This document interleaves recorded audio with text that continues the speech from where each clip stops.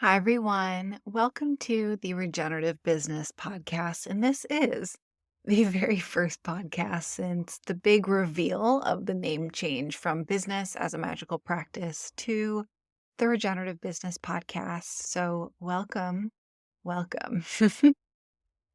Today, we are releasing what I'm going to call a composted episode. So, one from our archives that was actually created 3 years ago on the seasons. And we're composting it because there's been so many new people in this little corner of the internet. And we just want to make sure that you can find and access the resources that we planted even years ago. So we're composting this episode on the 4 seasons of your business, how to know which one you're in and how to make the most of which one you're in.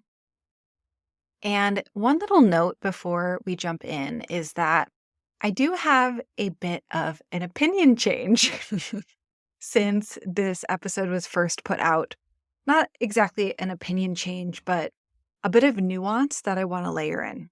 So you're going to hear me go off on a bit of a riff at the end of the episode on how a lot of 7 or 8 figure businesses, or even 6 and multiple 6-figure businesses, have these large top line revenue.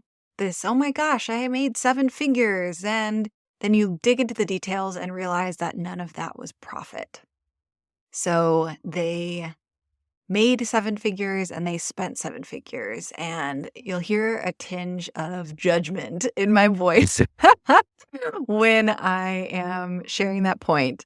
And of course, that's something to be aware of if you are looking from the outside at a business, being like, well, I mean, yeah, they made 7 figures, but they also spent 7 figures. So having the transparency of a business, especially if you're hiring them for training and mentorship, of realizing, are they actually keeping those 7 figures?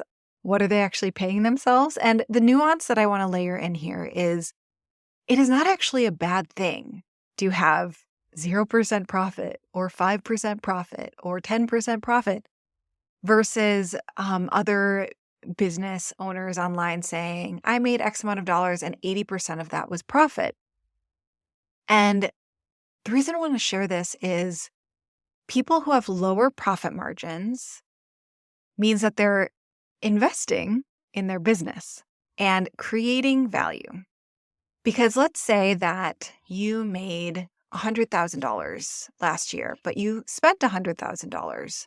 That could be because you were investing in a team that you're training to help you going forward. Or maybe you spent a big chunk of that on Facebook ads or Instagram ads so that you could build your email list.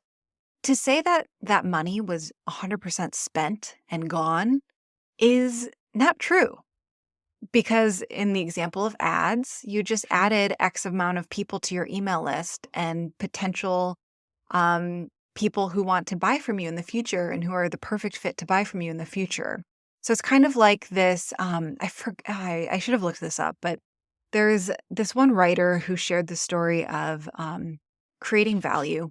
It's some fairly well-known art book or creativity book. Maybe it's like The War on Art or something like that. But they talk about how when you make a painting, for example, you are essentially making value out of nothing because you are creating something out of nothing and someone will pay you money for that.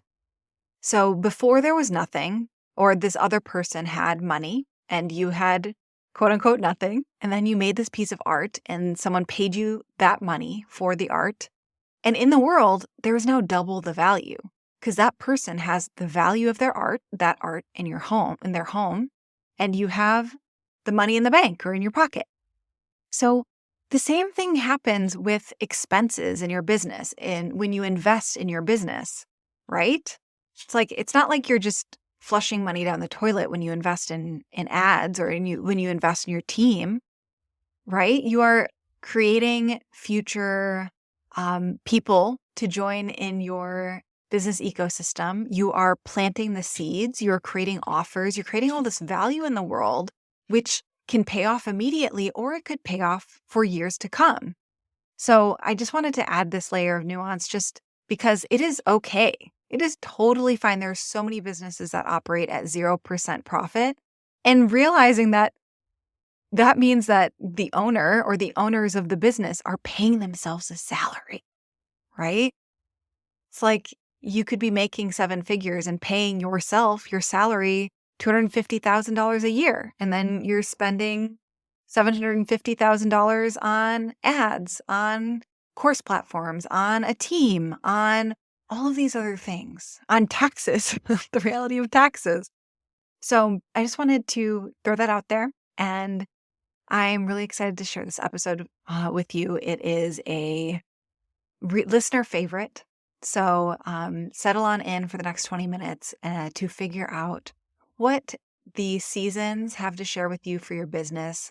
Identify what season you are in your business and how to enjoy it the most and make the most of it, and how to prep for future seasons to come. Welcome, welcome. I apologize in advance for any very strange noises you hear. I have a couple little dogs playing next to me that I just don't have the heart to shut away into the other room. And for those watching on YouTube, here's our new puppy, Iki.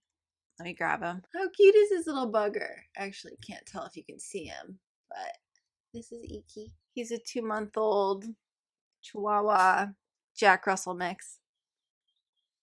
He's just the little sweetest little thing that we got a few weeks ago. Anyways, today we're talking about seasons of your business. Even though I live on Maui, there isn't a huge change in seasons. I'm originally from Michigan, the Midwest, where we get hot summers, colorful autumns with leaves changing, and super snowy sub-zero winters. So I know what it's like to experience all of the seasons. And I know that just like seasons, most areas of life are cyclical, including your business. There are periods of growth, awesome growth where you're hitting all your goals and kicking ass. And then there are periods of death where you have to take a step back and reevaluate what you're doing if you want to cycle back into success. There are times of celebration and times of rest. And these cycles can actually correlate to the seasons. And just to clarify, I'm not talking about business cycles aligning with the actual seasons that are happening now. You can have a summer in your business on a snowy day in January. You can have a period of rest in the dead heat of July, if that's what your business is ready for, what you're ready for. Here in this episode today, we're looking at how you can use the energy of each season to create a balanced and sustainable business model. And these seasonal cycles apply to more than just your business. Anything you're birthing with your business will have these cycles inherent in them. So your last online program will also have these periods of preparation, high sensation, and rest. So let's dive in. Spring. So spring is a time of birth, growth, new life. It's when the flowers start to bud and animals start shacking up. If you've been listening to this podcast for a while, you probably know that I live in a regenerative farm where we grow a ton of food. Some of it we give away, some of it we sell in farm CSA boxes. A lot of it we eat ourselves, and it's easily the best food you could get anywhere. So needless to say, farming is really important to me. Growing is really important to me. Just nature and nature cycles is really important to me. And growing my own food gives me a lot of gratification, or right now where my digital marketing agency is really in this stage of summer.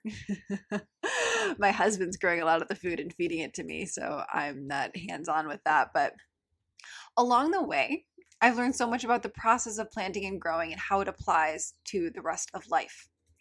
Spring is a time to plant your seeds, pretty soon after that, you begin to see sprouts start to pop out of the ground. The plants aren't anywhere near ready to harvest yet, but this is the time of preparation and planning and you need to put in if you want to eventually get something out of the land. So, if you're in the spring phase of your business, that means you are starting to plant the seeds of your next big goal.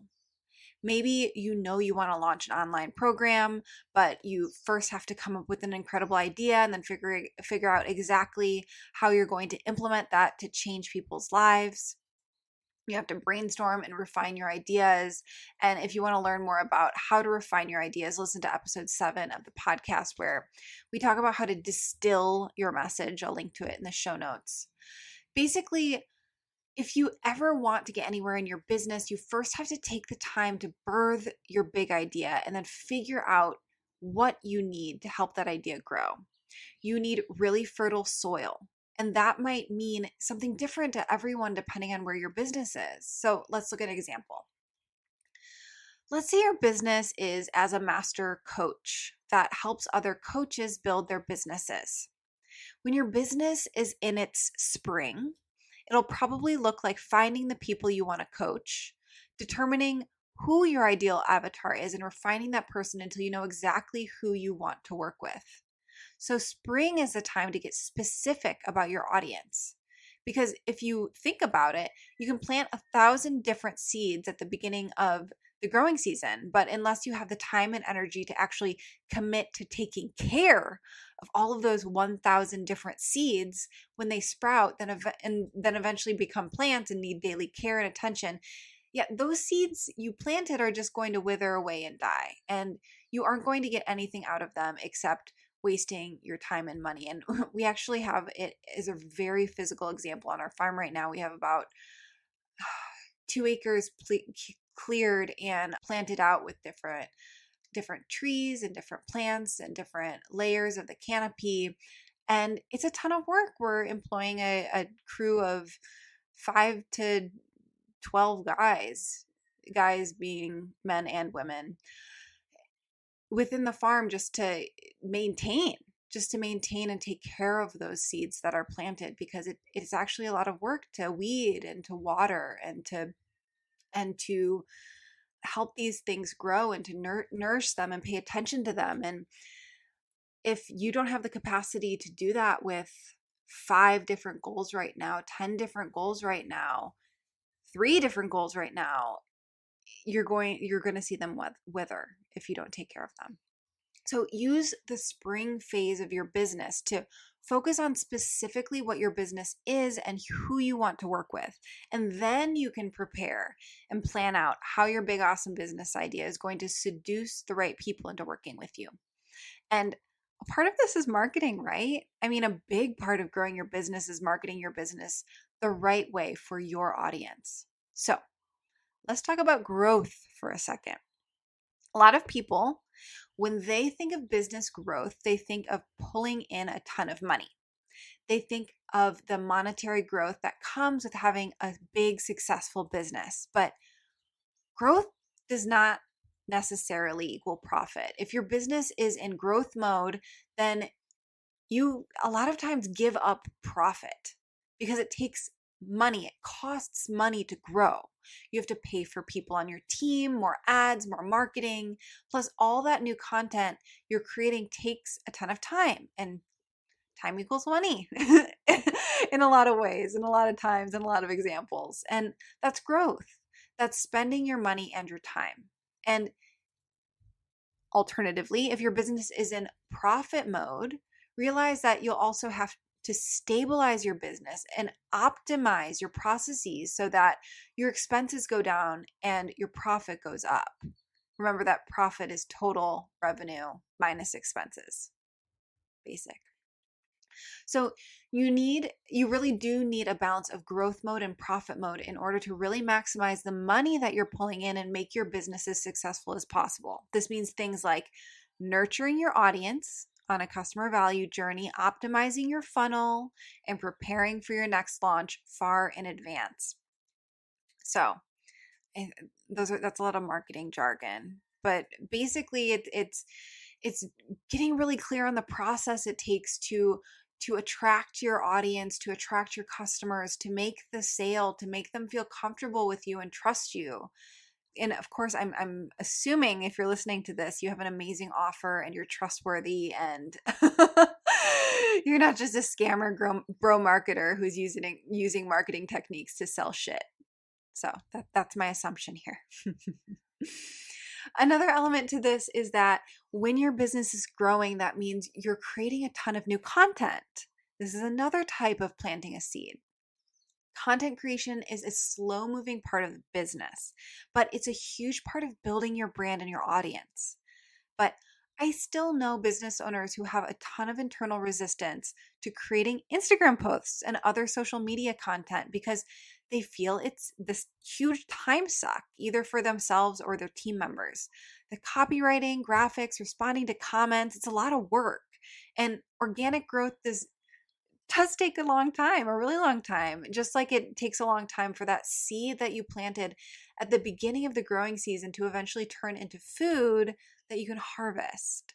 And of course, like at different stages of your business, you might have more time than you do money or more money than you do time. And also being present to really grow a certain channel, whether that's an email list or a blog following or an Instagram channel. And this is when you're hearing my dogs making crazy noises in the background, but it's fine. And when you're just starting out and you're just nurturing the smaller pool of followers, it's easy. It's easy to nurture. It's not as much of a huge time thing. But if you have tens of thousands of followers and you have hundreds of comments on one post, of course you like the time really does need to be there to maintain these relationships and respond. So it's all very different at different stages of business. I'm getting a little all over the place, but I think you guys are getting it. So you want to plant those seeds so that in the future you'll have new audience members and customers who can buy into your program. Now, let's talk about pulling in that money. This is the summer of your business. Summer is a season of big, round, juicy fruit, celebration, parties, and barbecues, the start of the harvest season. This is a time of high sensation. You know you're in a summer phase when your business feels really intense, when your campaigns go live, when you're doing your big launch and you're hitting your goals, you're pulling in new clients and a huge cash influx. This is probably also when you are working longer weeks or longer days. You're staying up late at night to make sure everything is going smoothly. Maybe you feel some anxiety about constantly checking how many new people have joined your program. There's a lot going on. There's a lot of emotion involved. And this is when you really see all of the hard work you put in during the growth period come to fruition. Note how there's fruit. Fruit is a part of the word fruition. It's all connected. And if you've done a big launch before, then you know that they often go by so quickly, you kind of miss the excitement of it until it's over. Just like summer, it seems to come in a flash and then you feel nostalgic for it when it's over. So then it's time for fall. Fall is about the continuing of the harvest, when things are starting to die off, and about processing the harvest you've already reaped. So this is the season of fulfilling the work. This is after your launch, when you're running the numbers and doing the accounting. This is a time when you really want to be reflecting back on what your goals were.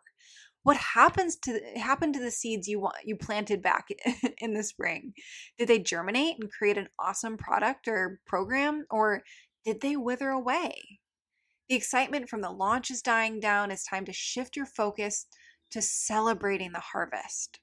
You want to be basking in those new customers or clients and showing them why they joined your business to begin with.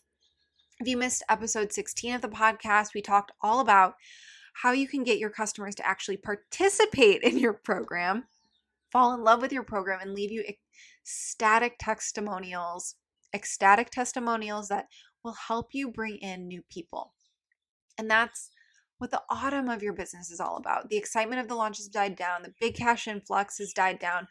And now is the time that you need to be reflecting on how you can best serve your new clients and customers. So I'll link to episode 16 in the show notes, and I recommend giving it a listen because it's going to give you so much insight into what I'm talking about here.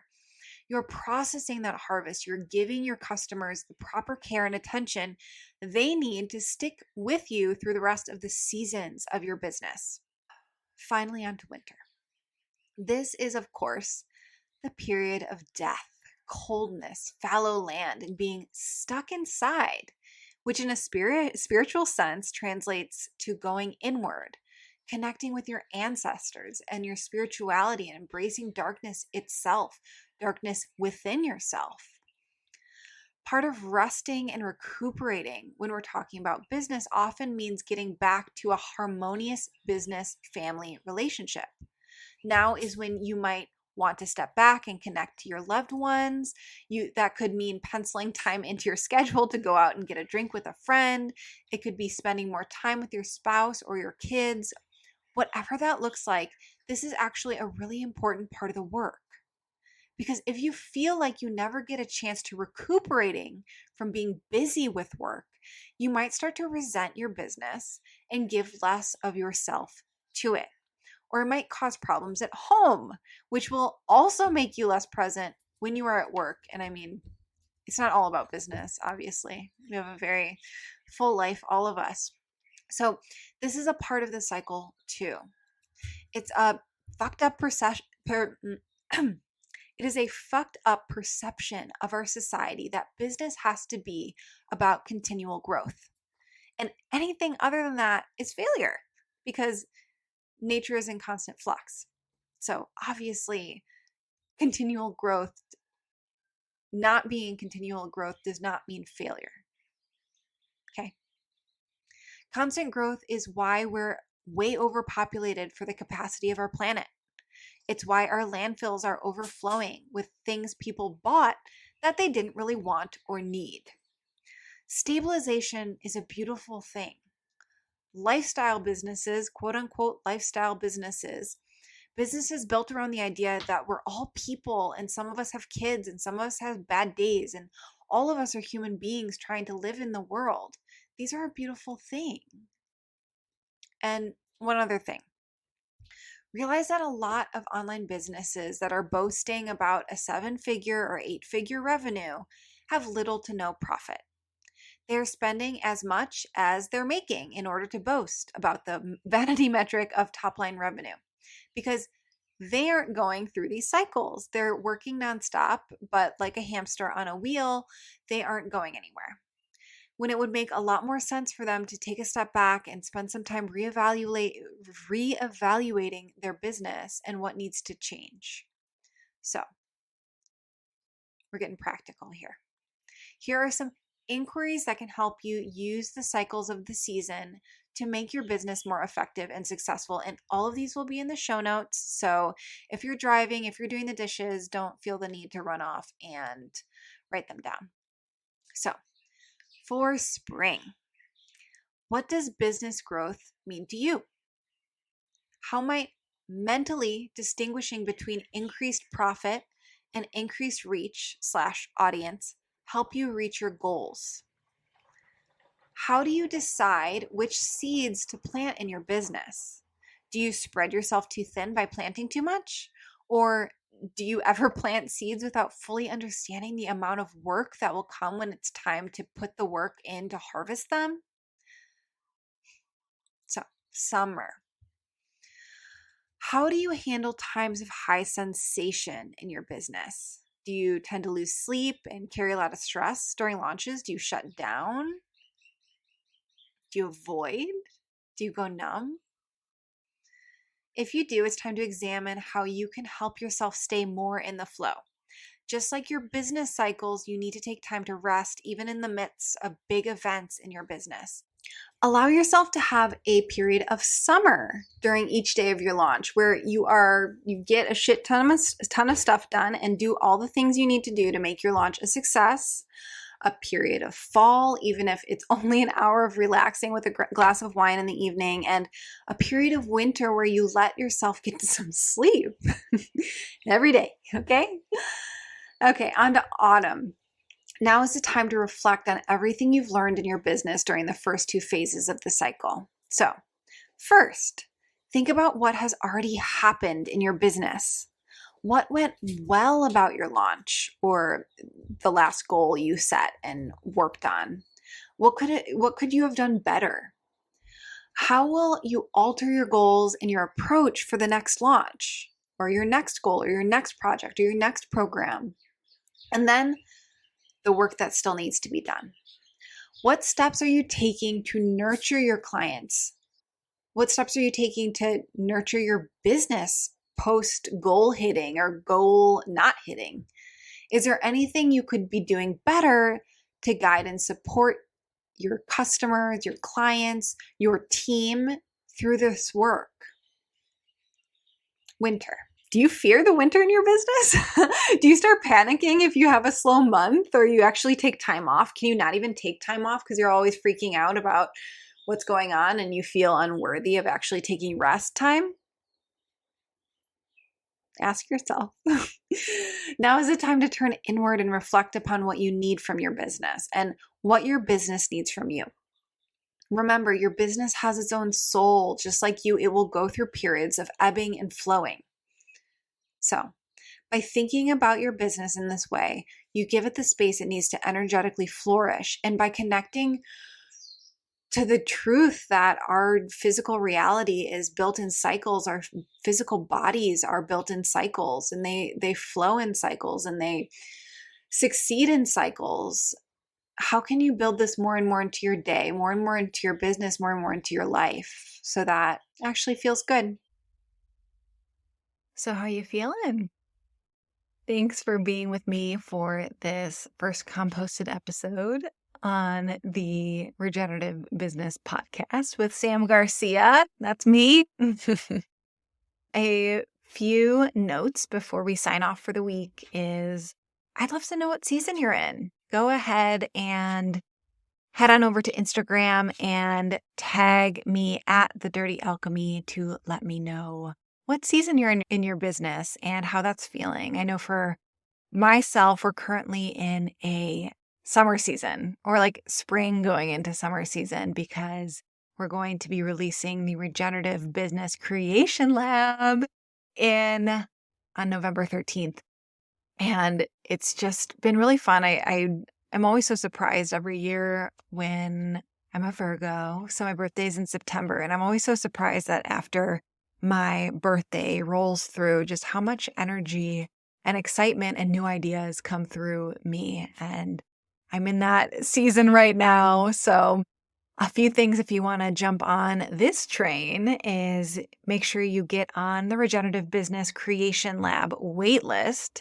And you can just head on over to thedirtyalchemy.com and you'll see a banner right at the top to jump on. And this is going to be a culmination of all of my experience for 10 years as a business consultant and marketing agency owner and earth lover, and how we can interweave those together to actually build your regenerative business. And there is going to be 8 different areas of focus within there so that you can build out a business that acts like a regenerative forest. So it's something that is supportive to you, that is always increasing its aliveness and abundance, and you can actually leave and walk away from and go offline, and it can continue running without you and thriving without you there. Or you can stay living in your forest. That's fine too. So if you join the waitlist, which is at thedirtyalchemy.com/RBCL-waitlist, or literally just go to the homepage, or my Instagram bio, the link in bio will take you there. You can get 40% off the Creation Lab when it opens on November 13th. And this is not going to be available on Instagram or anywhere else unless you're on the wait list.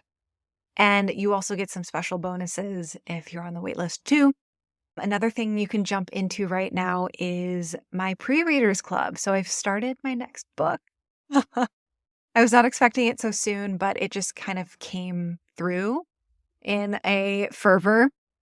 So if you want to join the pre-readers club and literally read along as I write, then again, you can head to the link in the show notes or to our store on the website, which has all of our free and paid resources on it. You can that's thedirtyalchemy.com. You'll see in the top menu, store is right there. Or maybe it's shop. It's either shop or store. And you can just click that and that will take you to the store. And the first item on there, you'll see the Joy of Doing Pre-Readers Club. And this is going to be all about the way the work that we do in the world is an act of healing for ourselves and how to tap into a deep level of healing for yourself, for your community, for the world through what you do. And no, this is not going to be a book on productivity or for bro masculine patriarchal we always need to be hustling sort of ideas.